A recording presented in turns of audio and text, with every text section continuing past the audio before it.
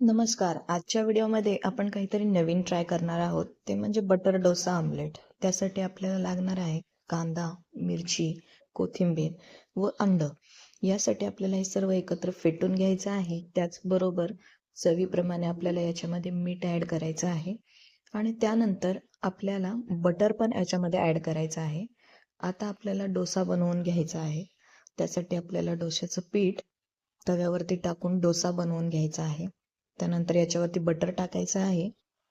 आता बटर सगळीकडे पसरवून घेतल्यानंतर आपण जे ऑमलेटसाठी केलेलं मिश्रण आहे ते सगळं तव्यावरती हलक्या हाताने पसरवून घ्यायचं आहे डोशावरती व हे सगळं अगदी लो फ्लेमवरती करायचं आहे. त्यानंतर वरून परत बटर टाकायचं आहे.